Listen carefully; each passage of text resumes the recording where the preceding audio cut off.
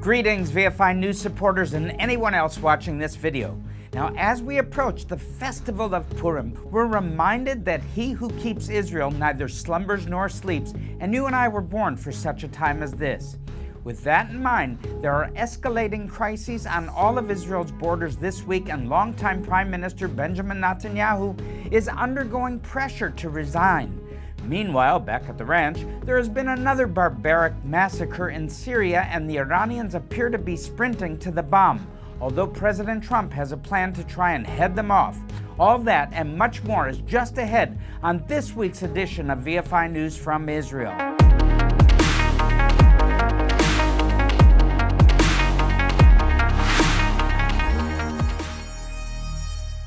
To start off, friends, for better and for worse, it looks like we're heading for another round of fighting in the Gaza Strip.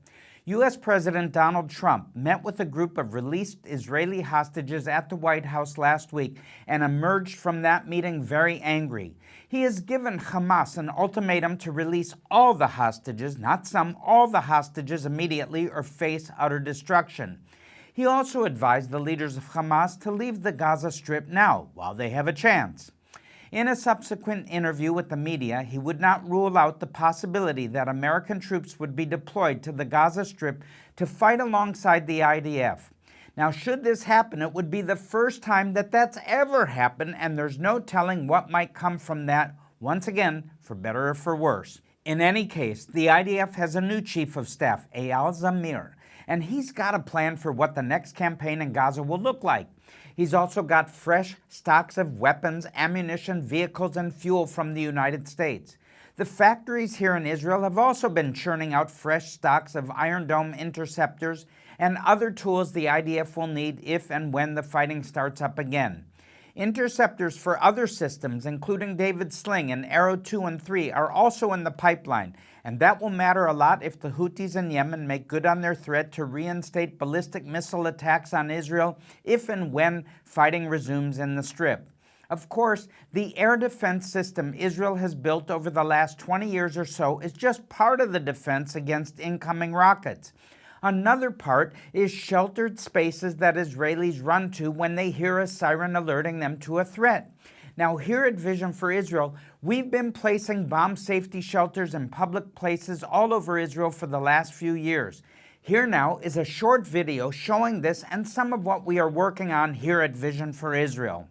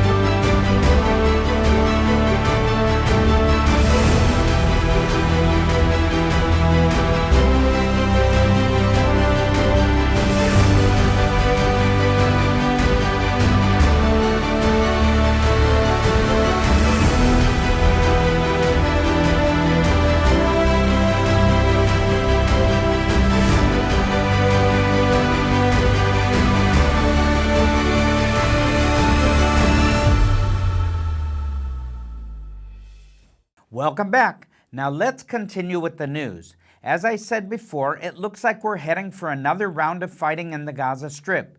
Shipments of humanitarian aid have been suspended because Hamas just stole all that food and medicine so it could keep the best of it for its own fighters and their families while selling the rest to the residents at massively inflated prices. This was serving to keep Hamas supplied and financed at the expense of everyone else in the Strip.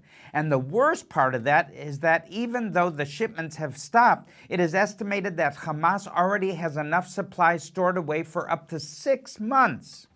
However, Israel has also cut off the supply of electricity to the Strip, something I don't know why we didn't do to begin with. Although lines running to a saltwater desalination plant in the center of the Strip are still transmitting for now. However, the next step is to cut off the water supply to the northern part of the Strip, which will be a precursor to launching a new campaign there. The idea is to move the civilian population further south so Hamas will not be able to use them as human shields, and although it might sound cruel to use a cutoff of water to move them, it's better than leaving them there to get caught in the crossfire. Meanwhile, thousands of IDF reservists have been called back to the ranks, and leave has been canceled for all soldiers on active duty. A force of around 5 divisions has been deployed at jumping-off points near the Gaza border, ready to go in the moment the order is given. This time, it will be a war of annihilation meant to utterly destroy Hamas. In the previous rounds of fighting, rescuing the hostages was also a primary objective, but sadly, this time around that objective has been somewhat laid aside. There is a quiet consensus in the security establishment that most of the hostages who are still alive have already been rescued or released, although getting the remaining hostages out is still on everyone's mind, including mine, and my prayers are for them. This time, though, the mission is to rid the Gaza Strip of Hamas once and for all. That maybe is a lesson that we have all learned about Haman and Purim. Weapons and tactics that were not allowed to be used in previous rounds of fighting will be used in this one. The amount and intensity of violence is expected to be far greater, but the duration of fighting is also expected to be mercifully much shorter. In other words, it will be terrible, but it won't last very long, and anyway, that's the hope.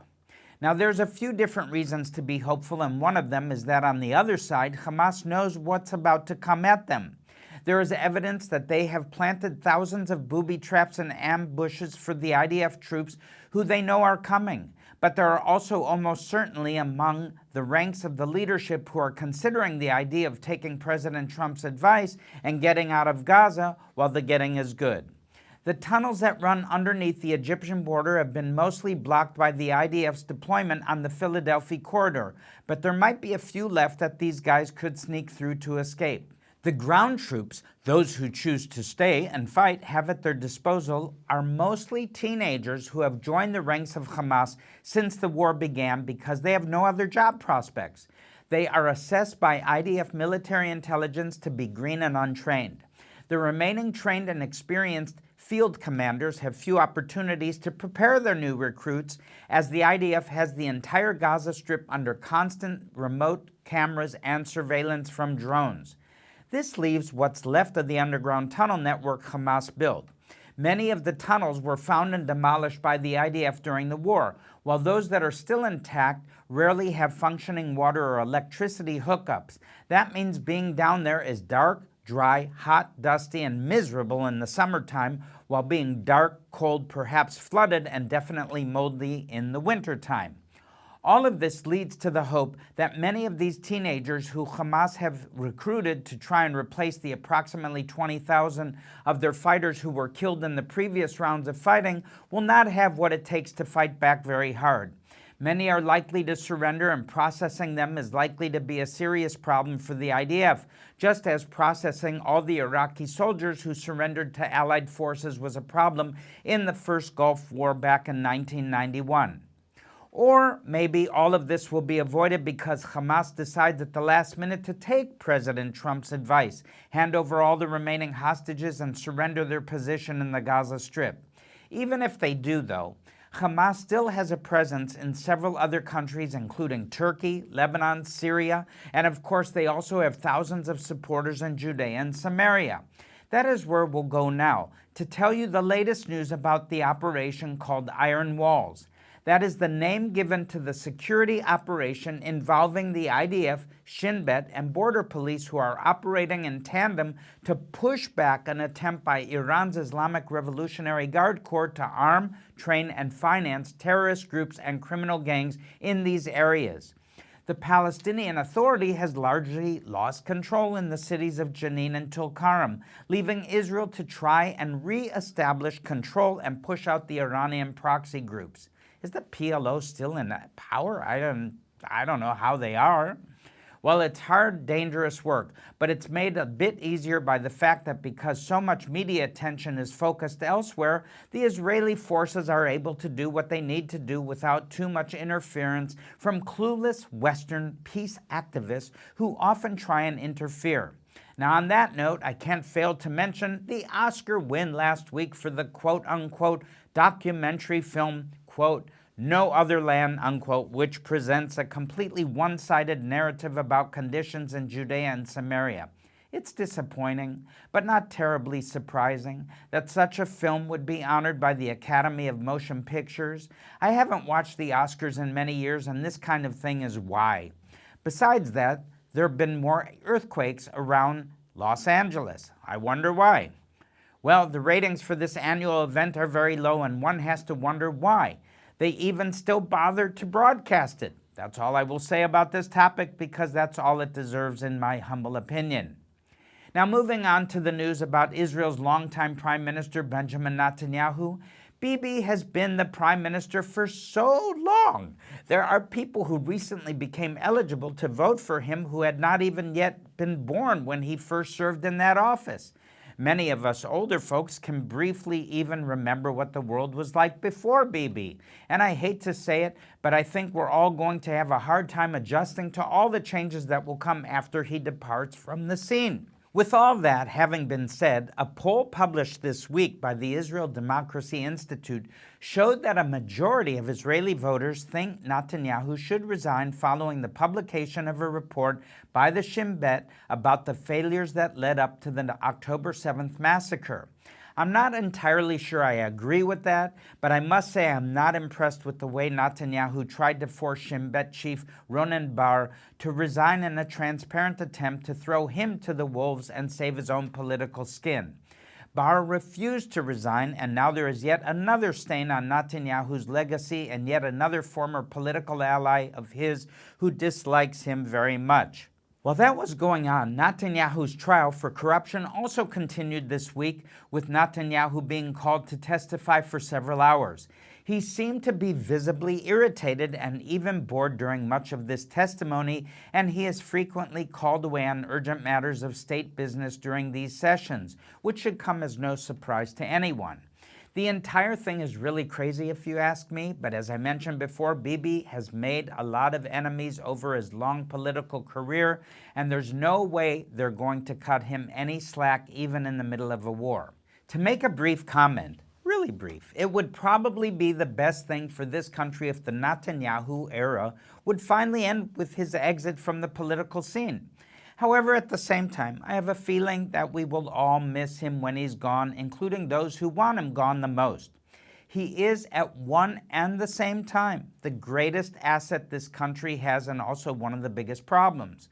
While it's true that no one is irreplaceable, it's also true that there are some who come along only once in a generation or even once in a lifetime, and Benjamin Netanyahu is one such as this. Now, getting back to the news and moving on to another big story. Last week, Israeli officials publicly declared that they would defend the Druze community in southern Syria against attacks by the jihadist groups that form the backbone of the new regime in Damascus. Some question the wisdom and even necessity of this move, but on Thursday of last week, a series of events began to unfold which proved it is both wise and necessary. There are, as so often the case, conflicting reports about how the trouble started, but on Thursday, reports began to surface that a group of Alawite officers from the military that was loyal to the former Assad regime began to clash with elements from the HTS group in Damascus. These clashes quickly escalated, and before long, unorganized militias began showing up and entering Alawite villages and neighborhoods, massacring anyone they could find, burning Christian churches, and driving out many residents who survived the initial attacks. The shocking turn of events has resulted in an estimated 1,500 deaths or more. Many more people have been wounded and displaced, most of them unarmed civilians. To give a little background, HTS is the largest armed faction in the coalition that overthrew Assad, and in the last few weeks they've begun to call themselves the new Syrian army. They might not have uniforms, standardized equipment, or any of the other hallmarks of a national army, but they do have the support of the regime, which is led by Abu Muhammad al-Jolani. He's a former al-Qaeda big shot who now goes around wearing a suit calling himself the interim president of Syria. It must be said that many regional and even Western governments have recognized him as the legitimate ruler of that country and even sent money and other support to try and help him get Syria organized. That's a waste of money.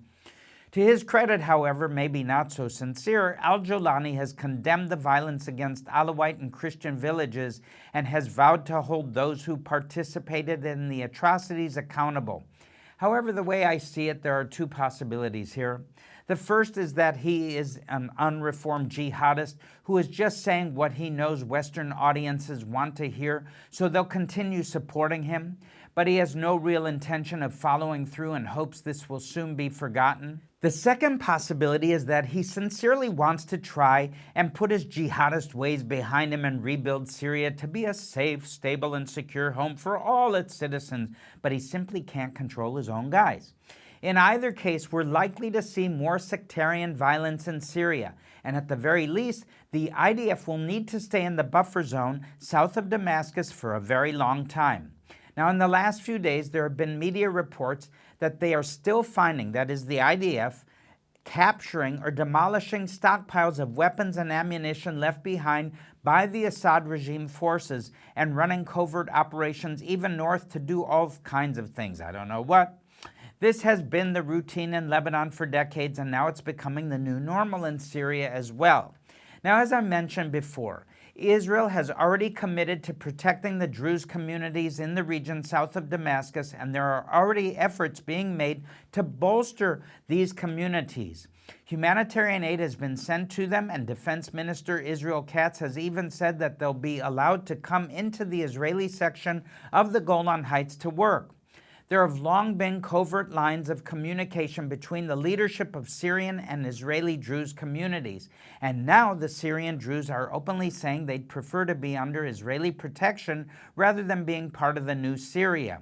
Don't be surprised if before long the Druze communities in the Golan Heights accept the long-standing offer of Israeli citizenship. The Druze communities in Syria proper and maybe even Lebanon could soon ask for this as well. Then young Druze men and women from Israel and these Syrian communities will start marrying each other, and that's when things will really get complicated. But we'll have more babies here in Israel. Now we're almost out of time because I don't have a watch. But there's one more big story which will allow me to continue the tradition of ending with some good news. The big story is that Iran is desperate. After losing most of its regional proxy forces that they spent years and billions of dollars building up. By the way, a lot of that money came from the Obama and Biden administrations.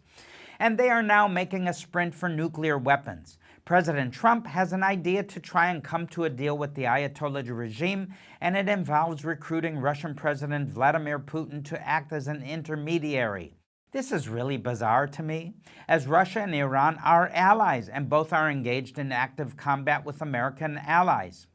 This is a bit like Franklin Roosevelt going to Hitler in 1943 and asking him to act as an intermediary with Benito Mussolini to try and find a way to end hostilities between America and Italy. In any case, the Iranians are flatly refusing to even begin negotiations with the Americans, and so there's an increasing chance that Trump might actually follow through on his threat to bomb Iran in order to prevent them from acquiring nuclear weapons. It's possible that he even wants to do this in order to intimidate the Russians and the Chinese. Or maybe he doesn't even have a real plan. Maybe he's making this all up as he goes. Friends, at this point, I'm not willing to bet serious money one way or the other when it comes to U.S. presidents or Israeli prime ministers. But there's one thing I am willing to bet everything on, and that's that the God of Abraham, Isaac, and Jacob and his son Jesus, or as we say in Hebrew, Yeshua HaMashiach, is in control of the events over Israel and in the Middle East. So as we prepare to celebrate Purim, we're reminded that God always has a plan. He's never surprised, and he's always coming out on top of every situation, even when it looks to us down here on earth, like we're lost and without hope. Now, those of us who put our faith, hope, and trust in him know we'll always come out on top too, because he's already won the victory.